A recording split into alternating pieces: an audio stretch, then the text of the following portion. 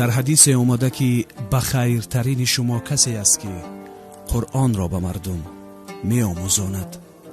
بار اول در تاجیکستان در مرکز پرودوسری همصدا طرز ویدیویی قرآن کریم، متن اصل و ترجمه معنی های آن در قرائت امامان کعبه عبدالرحمن از سدیس و ابراهیم از سریم تهیه گردید.